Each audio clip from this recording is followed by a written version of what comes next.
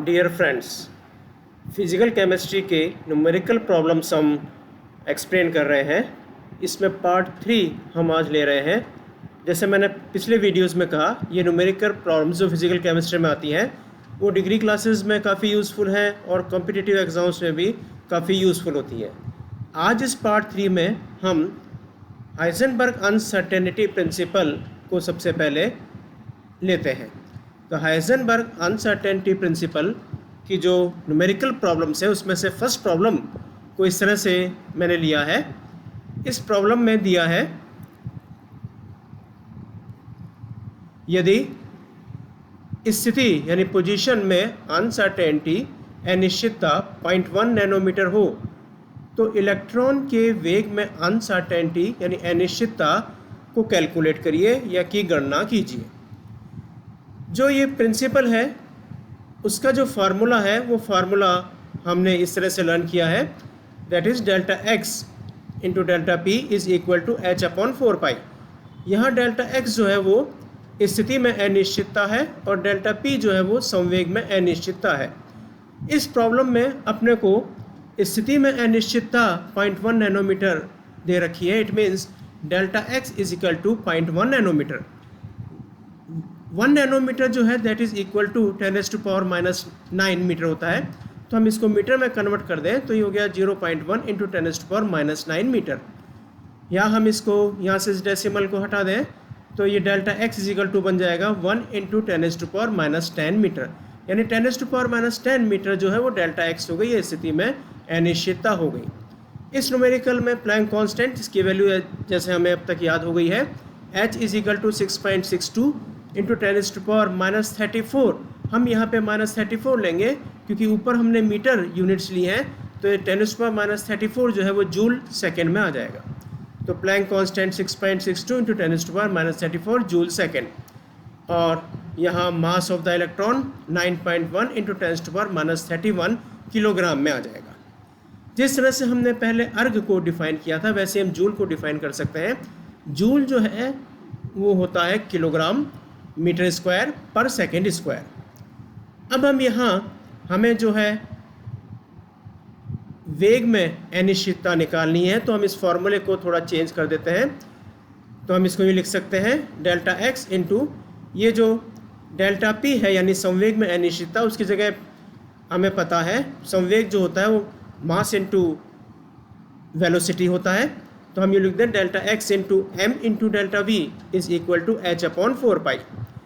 या हम कह सकते हैं delta V can be calculated is equal to H upon 4 pi delta X into M. अब यहाँ पर हम ये वैल्यूज़ पुट कर दें तो delta V is equal to 6.62 into 10⁻34 divide by 4 into 3.14 into 10⁻10 into mass 9.1 into 10⁻31 होगा। यहाँ हम सबसे पहले इन पावर्स को सॉल्व कर लें तो ये 10⁻10 और ये 10⁻31 ये हो गया 10⁻41 और ऊपर है ये 10⁻34।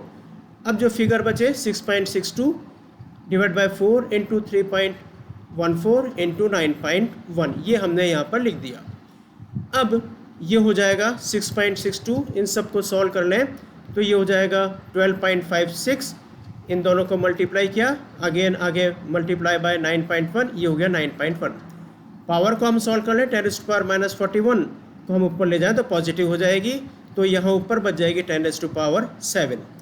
अब इस पूरे को हम सॉल्व कर लें तो डेल्टा वी की वैल्यू आ जाएगी, delta V is equal to 0.0579 into 10⁻7 ये आ जाएगी मीटर पर सेकेंड। अब ये मीटर पर सेकेंड यूनिट कैसे है, यूनिट को अपन यहाँ एक्सप्लेन करें। मेन वर्क अपना यहाँ यूनिट को कैसे सॉल्व करते हैं उसको बताने का है मेरा।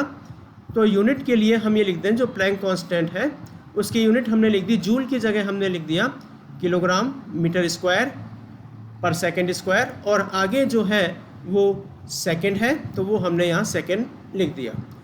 डिवाइड बाय डेल्टा एक्स यानी स्थिति में अनिश्चितता, स्थिति में अनिश्चितता जो है वो हमने मीटर में ले ली तो ये मीटर हो गया। और फिर है ये मास of the electron, mass of the electron को हमने किलोग्राम में शो कर दिया। तो किलोग्राम कैंसिल हो गए, एक मीटर कैंसिल हो गया, ये जो सेकंड है इसको हम सॉल्व कर लें तो ये सेकंड -1 हो जाएगा, यहाँ से एक मीटर बच गया, तो जो यूनिट्स आ गई वो आ गई मीटर पर सेकंड। तो इस तरह से हम ये इस प्रिंसिपल के बेस पर एक प्रॉब्लम को हम सॉल्व कर सकते हैं। सेकंड प्रॉब्लम इस प्रिंसिपल के लिए वो हमें दी गई है। एक इलेक्ट्रॉन की वेलोसिटी, एक इलेक्ट्रॉन का वेग 30,000 सेंटीमीटर पर सेकेंड है। इसमें 0.001% एक्यूरेसी यानी परिशुद्धता हो तो इस इलेक्ट्रॉन का पता लगाने यानी इस इलेक्ट्रॉन को लोकेट करने में स्थिति की अनिश्चितता को कैलकुलेट कीजिए, स्थिति की अनिश्चितता ज्ञात कीजिए। अगेन यहाँ पर हमें ये दो वैल्यूज़ पता होनी चाहिए। h जो है, क्योंकि यहाँ पर हमें पहले ये सेंटीमीटर पर सेकंड दे रखा है, तो h जो है हम अर्ग सेकंड में ले लेंगे। तो Planck constant h is equal to 6.62 into 10⁻⁻27 erg second. Electron है, इलेक्ट्रॉन का मास हमें पता है 9.1 इंटू 10⁻⁻28 ग्राम में होता है। अगेन हम यहाँ फार्मूला पुट करें तो इस प्रिंसिपल के लिए फार्मूला है delta x into delta P is equal to h/4π। Delta p की जगह हम लिख दें m इंटू डेल्टा वी, तो ये हो जाएगा delta x into m into delta V is equal to h/4π। अब यहाँ ये जो अनसर्टेनिटी इन वेलोसिटी में जो वेग में अनिश्चितता है उसको हम इस तरह से कैलकुलेट कर सकते हैं। ये यहाँ पर दे रखा है 0.001% एक्यूरेसी, तो 0.001 डिवाइड बाय हम 100 कर दें और इसकी वेलोसिटी हमें दे रखी है 30,000 सेंटीमीटर पर सेकेंड। तो यहाँ इसको हम मल्टीप्लाई कर दें 30,000 से, तो इसको हम सॉल्व कर लेंगे तो ये वेलोसिटी में या वेग में अनिश्चितता आ जाएगी। तो डेल्टा वी की वैल्यू जो आ जाएगी वो हो जाएगी 0.3 सेंटीमीटर पर सेकेंड। अब बाकी के वैल्यूज़ हम इस फॉर्मूले में पुट कर दें, तो यहाँ से हमें डेल्टा x कैलकुलेट करना है।